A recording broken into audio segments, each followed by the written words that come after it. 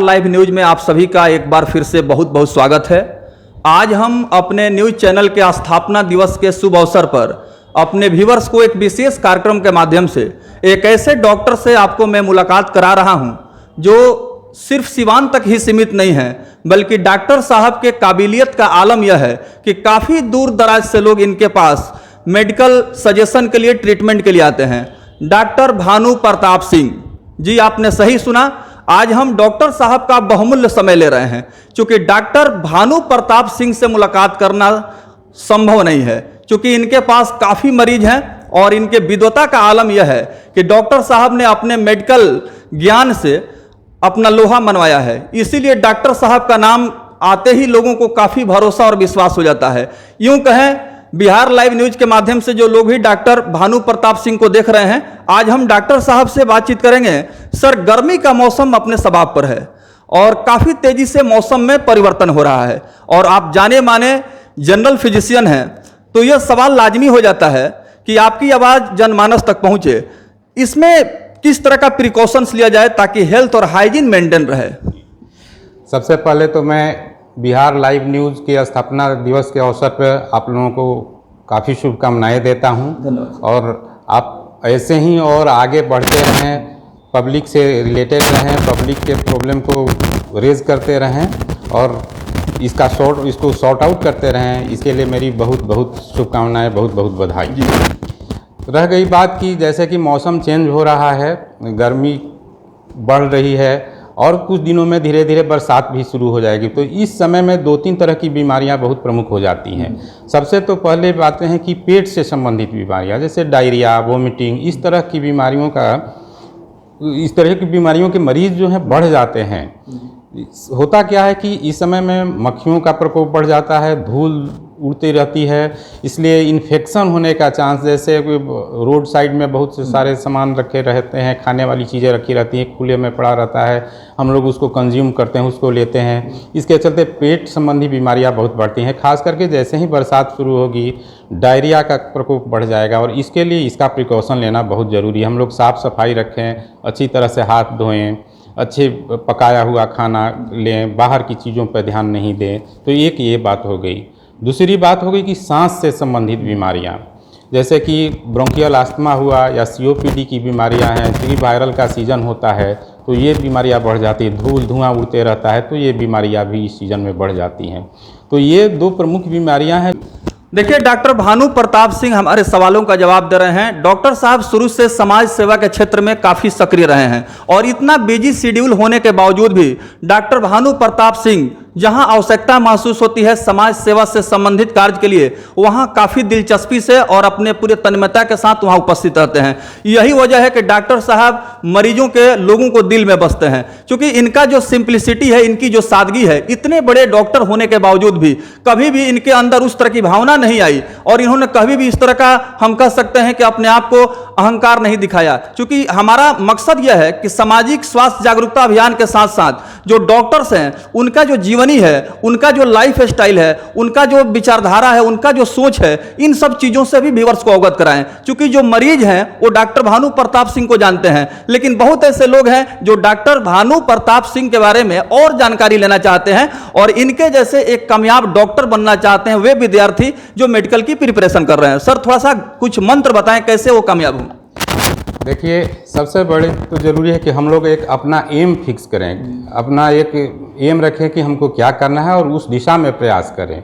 इसके लिए कहीं भी किसी भी समय में कोई बाधा नहीं है। आपको अपने घर से लेके, समाज से लेके, आसपास में सरकार से सब तरह से व्यवस्था है। अगर हम अपने एम को फिक्स रखेंगे, एक एम अप रखेंगे और उस दिशा में प्रयास करेंगे तो बिल्कुल हम लोग सफल होंगे। बिल्कुल सर, ऐसे बहुत सारे स्टूडेंट्स हैं जो आप जैसे एक जो है कामयाब डॉक्टर बन करके समाज का सेवा करने का उनका सपना है, तो क्या आपके माता पिता का भी इस तरह का कोई सपना था क्या कि आप जो है मेडिकल के क्षेत्र में जाएं, मरीजों का इलाज करें और अपने विद्वता से लोगों की सेवा करें?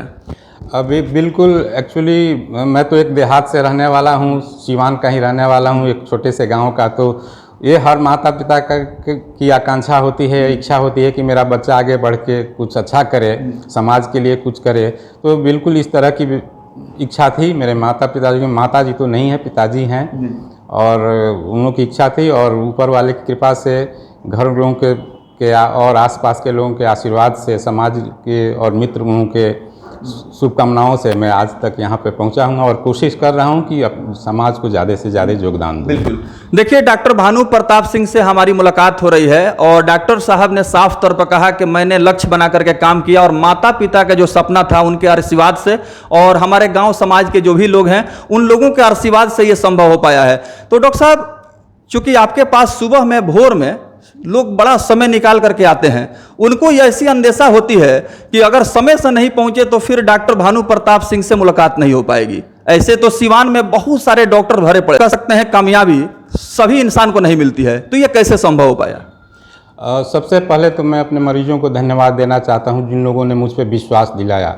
ये चिकित्सा जो है एक विज्ञान जरूर है, लेकिन उससे बड़ा है कि ये एक विश्वास की चीज़ है और लोग हम मेरे ऊपर इस तरह का विश्वास रखते हैं, इसके लिए मैं उन लोगों को बहुत बहुत धन्यवाद देता हूँ। रह गई बात कि सुबह में आने का, तो मेरी कभी ऐसी कोई इच्छा नहीं है कि मैं अपने मरीज को परेशान करूं या सुबह में आके आप आइए लाइन लगाइए, ऐसे कभी नहीं। लोग अपने ही से बढ़ाते बढ़ाते आके और सुबह होते होते, चूँकि मैं थोड़ा अर्ली बैठ जाता हूं, जरूर है।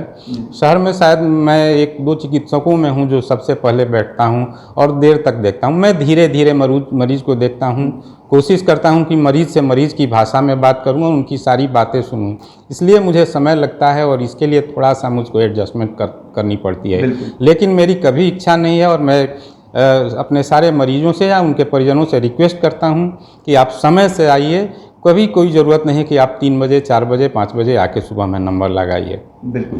देखिए, डॉक्टर साहब ने साफ तौर पर कहा कि मेरे तरफ से ऐसी कोई मतलब प्रावधान नहीं है, मेरे तरफ से ऐसा कोई जो है आदेश, दिशा निर्देश नहीं है। मरीज चूंकि जल्दबाजी में होते हैं, उनको जल्दी पहुंचना होता है और डॉक्टर साहब का डेली शेड्यूल भी यही है कि बहुत समय से बैठ जाते हैं और मरीजों में काफ़ी समय देते हैं, क्योंकि जो इनका मेडिकल इन्वेस्टिगेशन का तरीका है अन्य डॉक्टरों से बिल्कुल अलग है। यही वजह है कि डॉक्टर भानु प्रताप सिंह को कुछ खास तवज्जो इसलिए दी जाती है कि इनका जो काम करने का अंदाज है वो बिल्कुल डिफरेंट है। Sir, some medical practitioners are prescribing medicine unnecessary, तो बहुत सारे ऐसे डॉक्टर हैं जो कि मेडिकल पैथोलॉजिकल टेस्ट जो है अननेसेसरी प्रिस्क्राइब करते हैं और आप चूंकि ग्रामीण क्षेत्र से बिलोंग करते हैं तो जाहिर सी बात है कि वहाँ का आर्थिक और वहाँ की सामाजिक स्थिति से आप अच्छी तरह से वाकिफ हैं। इस धारणा को आप किस नज़रिए से देख रहे हैं? देखिए, ऐसा होना नहीं चाहिए। जो भी टेस्ट होना, सबसे पहले तो ज़रूरी है कि आप मरीज़ को क्लिनिकली एग्जामिन करें और क्लिनिकली एग्जामिन करके आप एक अपना प्रोबेबल डायग्नोसिस बनाएं और उस दिशा में मरीज़ के लिए ज़रूरी जांच जो होता है वो आपके डायग्नोसिस को सपोर्ट करने के लिए होता है, न कि डायग्नोसिस करने के लिए होता है। इस बात को ध्यान सब आदमी को रखना चाहिए और ये इस तरह का काम नहीं होना चाहिए।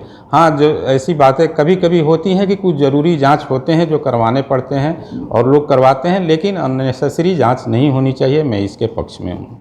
तो ये थे डॉक्टर भानु प्रताप सिंह जो हमसे बातचीत कर रहे थे, बिहार लाइव न्यूज़ से मुखातिब थे।